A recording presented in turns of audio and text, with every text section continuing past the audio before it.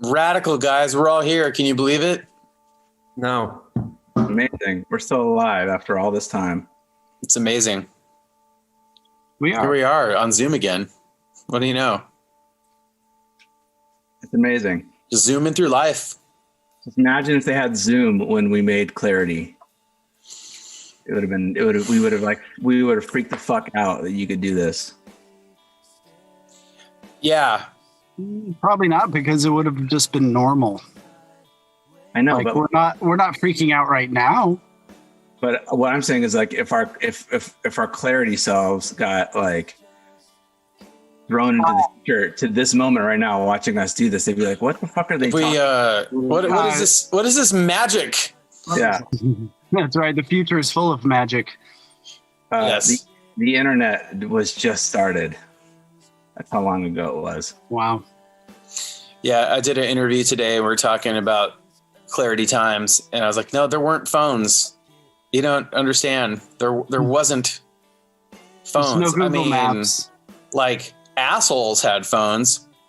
Yeah, but not everybody. We didn't get a banned cell phone until after Clarity came out. And yeah, it must have been late 2000, like mid to late 2000, that I think my parents flipped out and said, "Here, man, take this phone. Like, you can use it for an emergency." Well, we had a pager. Remember that? Yeah. What does a pager do? Why? What was the emergency? We used it all the time. For what? What can you do with a pager that's an emergency? Molly called that pager all the time when she wanted me to call her back, and that we use that thing all the time. That was like you think but now pager is useless now, but like back then it was pretty rad knowing that, oh, well, someone back home needs to get a hold of you. And the funny thing is, like, we only had one pager because Tom had it. It was like all the people in the touring party were relying on the pager to like, oh, we need to call home. So yeah, but like if you had a flat or something, like a pager's not going to help you. Sure, but if you don't have if you're on the side of the road, if you can't get a hold of the promoter to find out where the club is, like, the pager's not going to help you. This is also Clarity is also the area of the Radio Shack dialer, correct? Yeah. Yes. That was helpful. Oh yeah. So we use those. Is the statute of limitations expired on that? Can we talk about that? Yeah, sure. Cool. Somehow we got it. Yeah, it came from somewhere. How many hundreds of dollars were used? Yeah, I never messed with that thing. Tom's fingerprints were nowhere near it. Tommy's sitting in the van. You guys are gonna get busted. Illegal. I remember hearing stories about like police that would drive by looking for people using dialers, but I think that's probably something Tom made up just to watch the rest of us squirm. Dude, the crime rates are way too high back then to for people to really be worried about dialers. Yeah. Yeah, but that's funny to think about that. Like how long ago it was. Oh man, yeah, Clarity's old. Yep. So are we. Yep. My memory, interesting fact about Clarity was Nick Raskulinez was the assistant at Sound City for that. Right? That's right. Yes, that was where we met Nick. I don't know if Nick was working there when we were making Static Prevails. No, he wasn't, because that was another dude. I definitely remember Nick in the Clarity sessions. I remember him showing us the tape loop that Super Drag had just used when they were in there cutting, I think, Head Trip in Every Key. They were in there right before us, and they made an actual physical tape loop of one of the drum beats, and I think that's what got. I think that played a role in us deciding to make the beat on 10 an actual physical tape loop. Possible. And then having like the other kit overdubbed on top of the loop. But the actual loop you can do we could have done it in like 3 seconds, just making it like within Pro Tools. But for some reason, I think we were like, oh, let's make it an actual tape loop. Yeah, man, it's way more interesting that way. I remember going into Clarity thinking, as a band, we had just we had gone through the Static Prevails album cycle. We sort of felt like we had firmly confirmed that we were the sort of redheaded stepchild of the label. No one was really like at the label other than like Craig Aronson and Lauren Israel, all that interested in what we were up to. But we had another album to do because I think our original deal that we signed with Capitol was like a 7-album deal, which is crazy. I want to say the college department was always on our side. Yeah, the college department was nice too, but yeah, but it takes more than the college department to greenlight anything, though. It does. We're cool. Yeah. So when we went into Clarity, I think our sense as a band was this is probably it. We're probably not going to have another album past this. And I think we sort of saw the writing on the wall that we were going to make the album, and it's possible that this could be the last album we get to make like on a major label with a sort of major label budget. And I think that kind of informed the creative choices. It's definitely a more sort of like studio album with the sort of kitchen that we've talked about this before, about like the kitchen sink approach and just having fun and living it up and enjoying the process while we had that opportunity. Sort of seemed like that was kind of the vibe. Yeah, I remember at the time thinking we were going nuts. I mean, listening back to some of it now, it's like pretty tame as far as like track count and overdubs go. But at the time, we're like, oh man, this is insane. Because that was also our first experience working with Pro Tools, and the options that are open to you in the digital domain rather than like a 24 track, tape machine style recording. Like, it wasn't a big deal for us to put on, let's do like 4 more vocal ideas. We could do that. We're not burning, like, we don't need to think about like, okay, we got to wait because we might need these 2 tracks for something. We got to keep them open. It was just like, nope, let's do that. Okay, let's double that. Okay, let's triple that. Okay, what else are we going to do? But yeah, I remember that. It was definitely a quest for what else can we do was kind of the mantra. Yeah, and it sort of, I think at the end of it all, it did sort of have like an impact on how the album came out, which is kind of cool. I mean, I guess that's something in the end that's, the context you're in makes a big difference. And so, I don't know. I remember when we were done with the album feeling like, oh my, like really like we'd overachieved. I feel like feeling really proud of that album, Yeah. And that was like, I was like, well, I think we kind of surprised ourselves with it a little bit, but that was kind of my feeling when we were done. It's like, wow, man, like this is crazy. Yeah, definitely. Because like all the other bands that we were friends with, I mean, no one was spending that amount of time in a studio. Nobody was saying like, okay, let's make a record for a month, So it was definitely, it was definitely insane at the time. And when we were with the people we were hanging out with, and exactly, and we were done with it, it didn't really feel like. I mean, the label. I don't think the label really thought it was. It didn't really get an awesome response from the label. I don't think. I thought they felt confused by it, maybe. And yes, I remember like Lucky Denver Mint. We probably should talk a little bit about Lucky Denver Mint and the story that probably triggered the release of the album, which, when Clarity was done, we weren't really even sure that we would get a release date. And I think that's one of the reasons why we did that EP before we put out Clarity. Even though Clarity was done and in the can, we did that sort of Lucky Denver Mint EP. And then so like kind of floating that out there to see how it goes, and the label was sort of, I don't know, they didn't really seem on board or whatever. And then I think Craig Aronson sent Lucky Denver Mint to K-Rock. He serviced the song to K-Rock as a sort of like, here's the lead single, and out of the blue, K-Rock added the single, which back in that day, like when you got added to K-Rock, that was like a huge deal. If you were a major label and you got your band added to K-Rock, then it was like, holy shit, like this is great. but we got added to K-Rock at a time when we didn't even have a release date. There was no marketing plan. And so all of a sudden the label was like, oh my God, kind of getting caught with their pants down, decided to all of a sudden get really interested in us and get a release date and get a marketing plan. But by the time any of that came together, I think that sort of Lucky Denver had run its course at K-Rock, and K-Rock dropped it, I think, the week the album came out. So, which, is, we're not complaining, it was awesome to have K-Rock support, because without it, I don't think Clarity would have even come out. Oh, definitely not.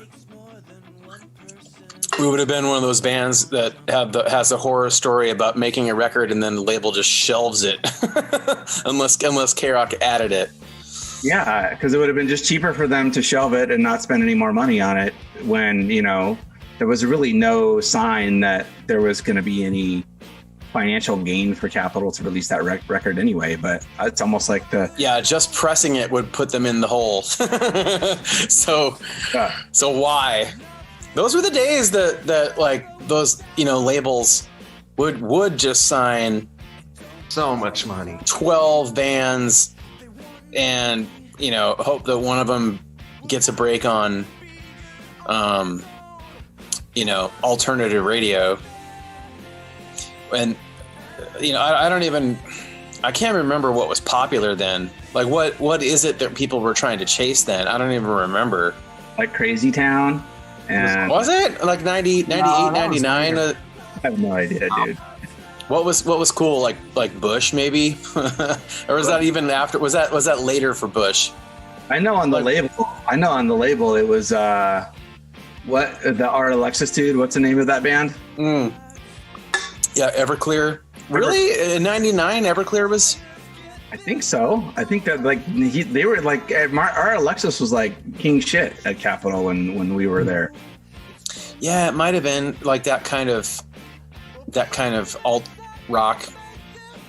Yeah, was like the thing that people were chasing, and yeah, Clarity was not that. It definitely was not that. And it also wasn't like, I think when we originally got signed to Capitol, it was sort of like this.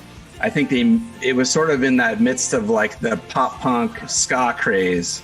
So, Craig had just signed us, and then a band called Less Than Jake, who are a great band. But like, we didn't fit into like when we started getting interested in different styles of music, we were kind of having a transition period while we were on the label that we got signed to, which, sort of, in the end was good for us creatively, but maybe not great for us in terms of what the label was expecting. Yeah, I wonder about that sometimes. Like, what was Craig thinking? Like, what was he signing us thinking he could mold us into? And I don't, you know what I mean? Because there was obviously a reason that they wanted to sign us, but I think it was like their imagination of what that was going to be. And that was not where we were going. we didn't even know that wasn't where we were going. But I guarantee you, Clarity was not what they had in mind. I never got the impression from Craig that he was trying to change us in any way. Like, I always thought I always got the feeling, and maybe this was just him being a good A&R guy, he always believed in us. And he was just trying to give us some experiences and the tools to get better. I never thought he was like trying to change us creatively. No, but I mean, there had to have been some reason that they thought that we would be marketable in some aspect. I don't know what that would have been though.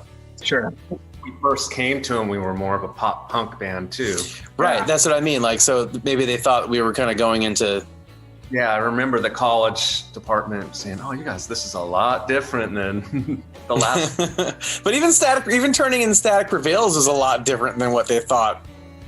Yeah, it was. And I think that it's like we were sort of in a weird position that not a lot of bands get the opportunity to have, where we were kind of we were feeling things out while we were on the label, and I think maybe Craig saw in us like, oh, it's, good songwriters or good songs, and then it's like, okay, well, but we were sort of changing over time really quickly in that time and figuring things out. I feel like with Clarity, it was like I feel like that was when, in terms of making an album, it was the first time where we kind of had our sea legs under us making an album. I think Static Prevails was like trial by fire, and there was a lot of, things that we were figuring out how to make records. And Clarity, I think we felt a little bit better about like, okay, this is how we do it. And worked with Trombino before, so it was our second, so we were comfortable with him too. Yeah, that's an important point. Like it was just sort of continuing on with Trombino. We weren't having to learn a different system or a way of doing it. And we felt a lot more comfortable. I think that probably allowed us to make the record that we made. I don't remember much about, I remember the tape loop part, but I don't remember a whole lot about recording drums at Sound City. I remember when we did the Goodbye Sky Harbor, and at the end, one of there's two drum parts at the end that there's double kits recorded, and one of the drum parts was slowing down. Well, yeah, slowing down, but one part was actually recorded slower, yeah, it was so that when you played it at real speed, the pitch of the drums would go up because we wanted the drums to sound like affected, like higher pitched, and so. By slowing down the tape, though, it turns the 16-minute song into like a 30-minute song. Yeah, so you're playing that drum beat for like a half an hour. And you guys, I think everyone just left the control room while I was just like, all right, we're out. Yeah. And it was like, you guys were just sort of playing Arkanoid or having a bagel or whatever. I think Mark kind of popped in a few times to kind of see how it was going and then left again. But it was, they're just letting me hang out here and play this until I'm like, right. I remember coming in and hearing you sort of like kind of getting loose and weird with the fills. Cause like you'd stopped caring, kind of like, okay, I'm on minute 22 of this part. Like, yeah, but it all makes sense. It all sounds like it all works within the song. But it is. I forgot about that. But yeah, in order to make it sound higher pitched, that means you record it slower. So it's like twice as long. And I remember the other part. If you listen carefully to like the lower regular pitched drum sound, like that is slowing down. Like the pitch of that is slowing down. So when you were recording that, Mark was like slowly turning up the tape speed, I think, as it went on. That makes sense. It's slight, but you kind of hear it like getting lower. Definitely. Yeah, man. RIP. I mean, the Sound City was such an amazing studio, and we were super lucky to record there twice. And now I think Grohl has the board, and the studio has changed hands in sort of a different vibe. But that was such a fun place. We were super lucky to be able to work there. Yeah, definitely. I remember was Sheryl Crow. Sheryl Crow, was that during Clarity where she was in Studio A or Studio B? I don't remember. It might have been Static Prevails. Oh, Static Prevails. West Kid. It was Static Prevails. It was the second session of Static Prevails. Yeah, that could be right. You were blasting her out of the lounge. Yeah, well, I think that was before we realized that like there's a whole that the lounge for A was very back. We didn't even know it was there. Yeah, I think we were bothering her, and then we had to realize, oh wait, this is not even our lounge. We gotta get the fuck out of here. Like, Sheryl Crow is just too nice to tell these punk kids to get the fuck out of the lounge. I remember I told this a little bit of a story on Twitter, but when we recorded Clarity, we slept at George Shinahos's office. He has like a little living room. He has a house. It was like the office was in a house, and we slept in the living room on the couch and on the floor, and we were surrounded by just Ice-T, Platinum, and Gold records on the wall. Yeah, I think I woke up looking at Trespass every day. the poster for Trespass. Ice-T movie poster. Or maybe Surviving the Game. Maybe it was either Surviving the Game or Trespass. I'd wake up to and be looking at. Exactly, and that was. I remember that Ice-T actually liked one of our tweets, and so I told the story. That's funny. I remember, like, for some reason, like, Miller Lite had given Ice-T a whole bunch of beer. and like, I don't. They was keeping it at George's place, and so like after it was like after our tracking day, we'd go to Club Hinojosa and have all the Miller Lite you could take. He didn't. It's like cases of Miller Lite just like hanging out. Like, I don't know if Ice-T ever ended up taking it, but Ice-T doesn't strike me as like a Miller Lite. No, I don't think there's probably a reason it was just cases of it hanging out, like without anyone touching it. Rick, what was your favorite memory from Clarity? We need to know. You're being quiet.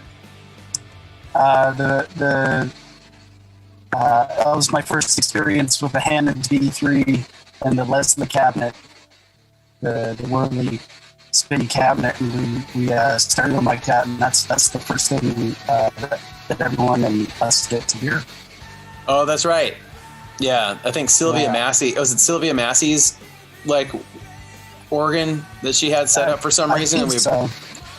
We were like, oh, there's an organ here. I guess we gotta use an organ.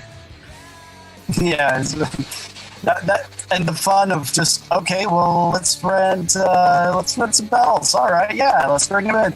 Let's rent some Tiffany.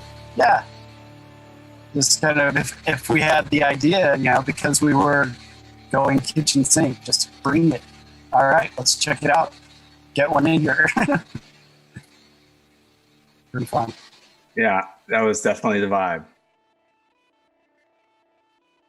Hello there, my name is Adam Lazera, and I'm from a band called Taking Back Sunday. I want to talk to you about Jimmy Eat World, and I want to talk about their record Clarity. Now, I know you're probably thinking, why just Clarity? They have so many amazing records, and to that, you're correct. They have so many amazing records, and they never disappoint. That's one of the things I love about them, is they're a band that never lets you down. But Clarity specifically, because they're going to be live streaming it here soon, from start to finish. They've done it with a few of the other records, and now it's Clarity's turn.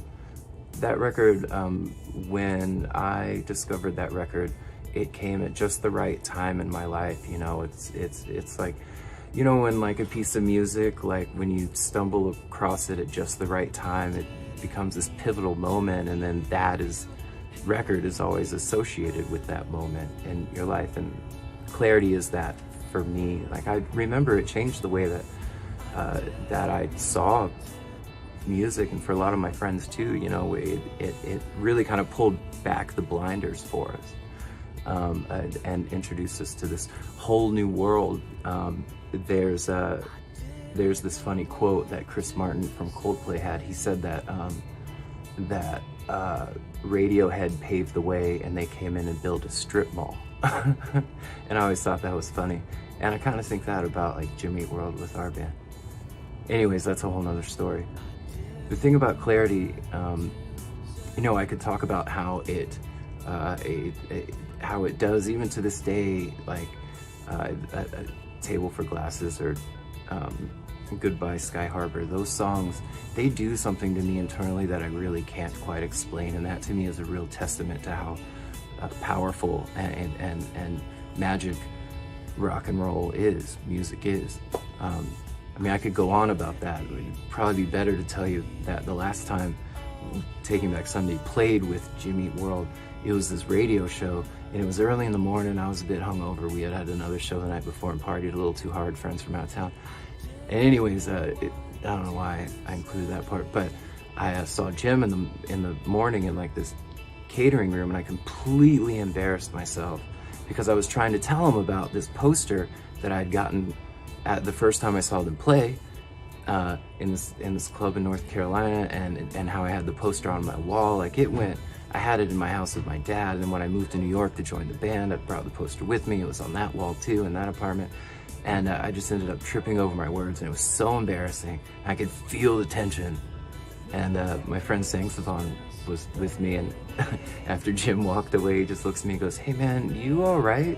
What was that? I just thought, I don't know. It just, and I don't know what it was. It's just their music is very powerful to me, and I think that's really cool. And I was just trying to say thank you, I guess. And now I've embarrassed myself in front of the rest of the guys, so I just knock them all out in one shot, and whoever else is watching that video.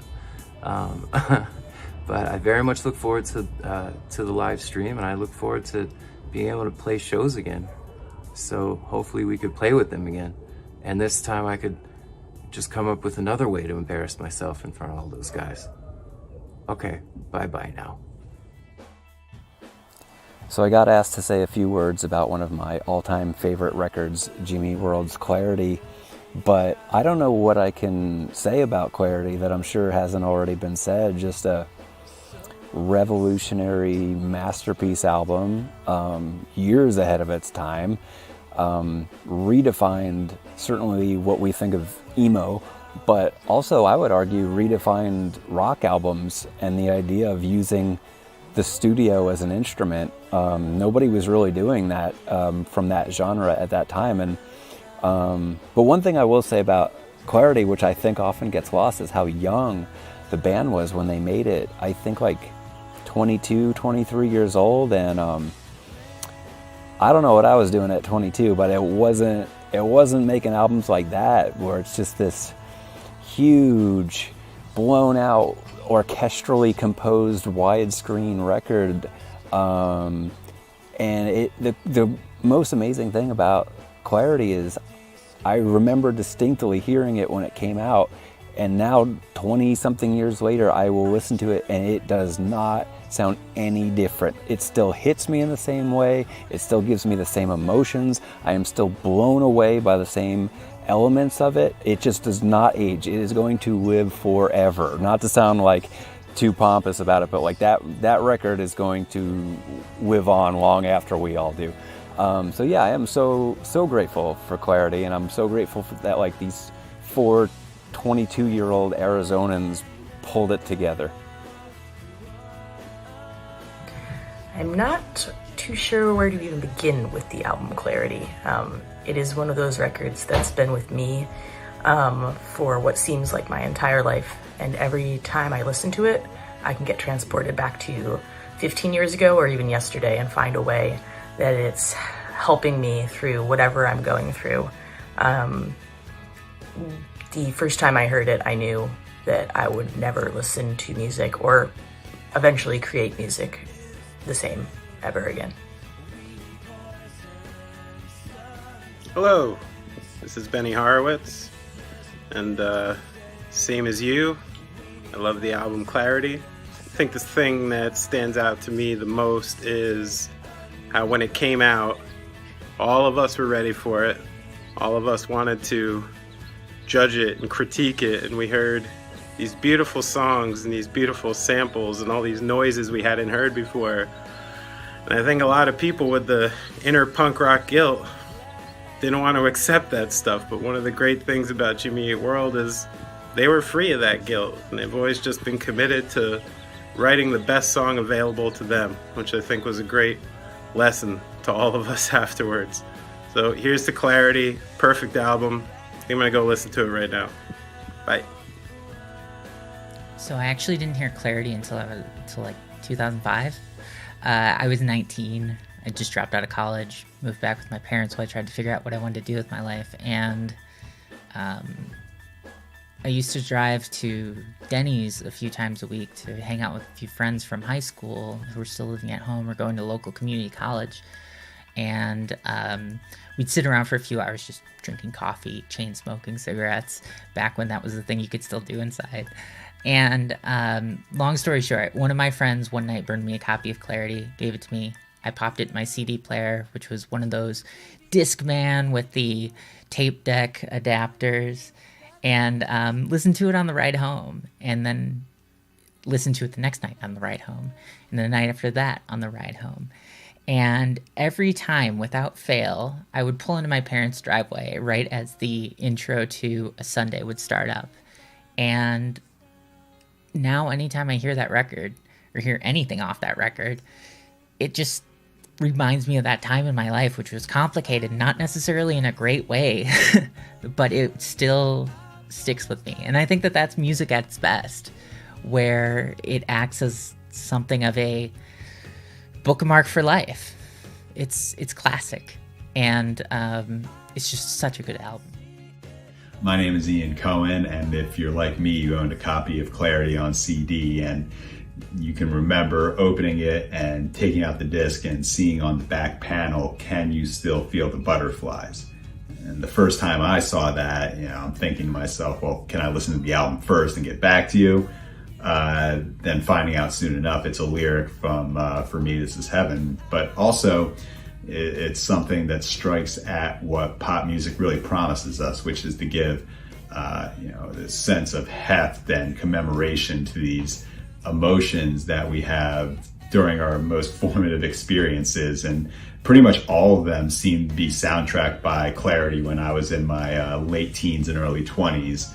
These things that I have so much trouble being to access readily right now, which is what it's like to stay up as late as possible because you don't want the night to end, what it's like to have the bar lights hit you at a time where you have just the right amount of alcohol in you and you can see a future with someone you've just decided to fall in love with, or what it's like to take that too far and then be stuck in bed on Sunday morning, or what it's like to see someone you love getting slowly smaller as they fly away to wherever they live, and what it's like to surrender to the unknown. Like all these feelings that people associate with butterflies, these feelings of unease, of being overwhelmed, the possibility of not quite knowing what's going on inside. And they become fewer and further between as you get older, but as long as I listen to Clarity, I know they're still there.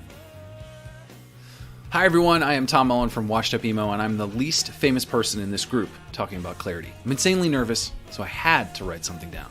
Clarity is my favorite album of all time, no ifs, ands, or buts. It even lives rent-free in my brain. There's an if not now when feeling to this album. To put another way, a go for broke while being broke. This is it, and might as well try our best. It personifies experimenting with an abandonment of vulnerability. It's like Dear You or OK Computer. Nothing sounded like it, and even though many emulate it, it doesn't sound dated. Clarity still sounds original and contemporary, decades later. I was reminded recently of a quote from Matt Pryor from the Get Up Kids in Andy Greenwald's book, Nothing Feels Good. He summed it up perfectly in one line. This is the Paul's Boutique of emo. And with that, the timeless sounds of Jimmy Eat World couldn't be more clear as Clarity. Let's talk about Jimmy Eat World's album, Clarity. First of all, what a way to wrap up the rock renaissance that was the 90s. This album was game-changing for me. It was my introduction to the band, and I remember hearing Table for Glasses and honestly just having my mind blown. And I would sit with this album start to finish in sequence, of course, and what a killer album opener to have Table for Glasses into Lucky Denver Mint, into Your New Aesthetic, the list goes on, and then to have one of my favorite songs of all time for me, This Is Heaven, which I put on every mixtape I ever made for anyone else or for myself. I still have it on a plethora of playlists. And this album, I love this, has been referred to the Led Zeppelin 4 of emo rock. And as a massive Led Zeppelin fan, I can definitely get down with that analogy. I love that.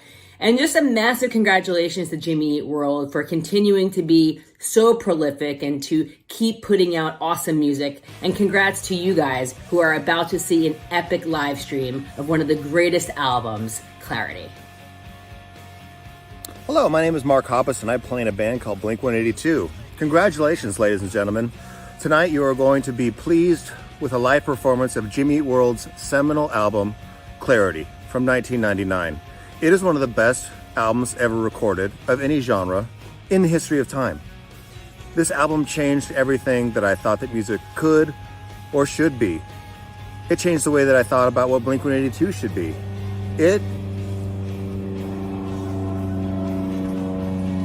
We'll hold for the airplane.